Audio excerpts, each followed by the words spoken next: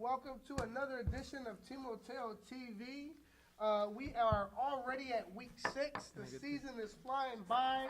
This is going to be our players edition. I'm the only old head here at this table. Here I'm going to have Sumo breaking down the game with me. We're going to have Zay and also Carlos. Oh, no, Leo. Hey, guys, Eagles versus the Seahawks is our first game. This game has a ton of playoff implication. You have the Eagles at 2-3, who seem to have a good game every other week, and you have the Seahawks, who started off 0-4 and looked a little bit better this week coming up. Hey guys, what did you notice from the Seahawks, Sumo? That they were able to change this around and able to upset the Falcons. That quarterback switch. Nasir has six touchdown passes on. He only played a game and a half, which from the other quarterback that been there. Yeah, he been there a whole season, 3 games, and he only got 9. Right. So I feel like that quarterback switch is going to keep their season alive. Right. So switching Nasir, you got to give the coaches credit, for making that quarterback change. Because sometimes it's very difficult to switch quarterbacks. But yeah, he played a heck of a game. And they defense stepped up and they actually won by 2 touchdowns against the Falcons last week. Carlos, what are you seeing from the Eagles here? What's going on? They're not a real contender. They're just a fun team. Maybe if they take it more serious, they could win. You might bring up a good point there. You know what I mean? They definitely have a lot of talent. And I guess now it's not about potential anymore. Now you got to produce. When we look at this last week, where the Eagles stats at here, this is pretty empty on offense. You got 1, 2, maybe 3 people with offensive stats. You just played them, Sumo. It seemed like they gave a fight the first half. What happened in the second half? Well, I feel like the Colts, we just a second half team completely. We a second half team. So it takes you a little while to warm up. So you guys end up crushing them in the second half of last week's game. What did the Eagles do that you could say, okay, they at least do this well? What do the Seahawks have to watch out for? Running the ball. So they do run the ball well. Yeah. They have a nice running back. Right, you know the running back's name? Ish. Yeah, Nice shifty little kid. Yeah, he's pretty shifty. He did a crazy pitch back, though, for them to score. Start off the game, he's pitched the ball back. I noticed that play, the RPO they do. They run like a RPO type style, run pass option. That's ants right there. So you don't never know what you're gonna get. Right, and I think even Juan played a little bit of running back, scored a touchdown this last week. Now he's the one who caught the pitch back. Oh, he's the one who caught the pitch back. Yeah. So now, I mean, the Eagles defensively, I mean, they have some players. You got Xavier shining. He's leading the league in tackles so far this year. But it seems like, do you think Isaiah that the Eagles defense is a good match for the Seahawks?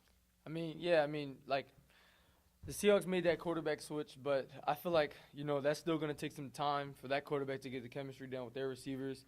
The Eagles defense is like the only thing that's been carrying them throughout these past couple of games. Their offense has been doing okay. Dave's trying, but I feel like the defense been. Everybody's doing a little bit of everything. Henry got 2 picks this last game. This last week, yeah. Yeah, and Xavier's grabbing every flag. So I think Dave quit on him on Saturday. I don't think Dave's gonna be starting quarterback this week. They quit on him. Yeah, you don't know anything yet. But anyway, I'm just joking. Yeah, that could be a possibility. We did see David kind of take himself out the game. He was unable to kind of deal with that pressure and really let his team down. So we'll see what the Eagles have in store for quarterback this week here. The other matchup that we got here, guys, before we close out is you got Ant coaching the Eagles versus Jesse Ortiz over here on the Seahawks. They used to coach together last year. You had some players from the Seahawks that left to go with Ant to the Eagles. So there's definitely some kind of rivalry here. Who do you guys give the coaching edge to in this game? I'm going to give it to the Eagles. I got to give it to Ant. I got to give it to Ant. Why? I feel like his team is more complete than the Seahawks. No disrespect to the Seahawks, but I feel like the Eagles, they know what it takes to win, and the Seahawks just now getting that first win. The Eagles already have been building chemistry, and I just feel like they're a more complete team, and Ant's plays are, working. Right, but offensively they're ranked 9th. You know what I mean? So it's not working that good. Seems like it's working every other week. And now you have the Seahawks, Tracy and Dwayne, actually having 3 receptions, 2 touchdowns. So it seems like Nasir has his go-to receivers going in. Who do you give the edge to at coaching? I say to Jesse, to the Seahawks. Uh-huh. I feel like he got more experience as a coach, so he knows how to make the right decisions. Yeah, he's definitely always had pretty much a winning team, except for maybe his first year. But yeah, how about Sumo? Who do you give the credit to here? Ant. You give it to Ant? Why Ant? Because Ant knows who. Every week he has the same starters. The Seahawks, it's someone new that's a starter every week. So the Eagles just need a gel already. Right. The Seahawks still trying to find a team. Gotcha. So me personally, I guess I'm always going to go with the experience Ortiz, but I know Ant is very eager to upset his head coach from last year. Hey guys, let's give me a score. Carlos, who you got in this game? I say Seahawks win, probably 20-18. 20-18. That's huge. That's huge for playoff implications if the Seahawks win. Who you got, Zay? I got it being a close game, but I had the Eagles coming on top. I'm going to say 28-20.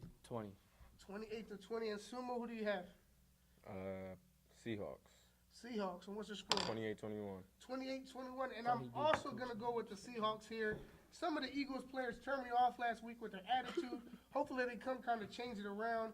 But we have it three people here picking Seahawks and 1 picking Eagles. Underdogs. Look, the Eagles. Well, the Eagles We're are underdogs. favorites. We're all going with the underdogs at 1-4. Oh, wow. Then. So we'll see. The Eagles got to come out and produce. But whoever wants to make the playoffs between these 2 teams, this tiebreaker is huge. All right, now we'll have it for our first game.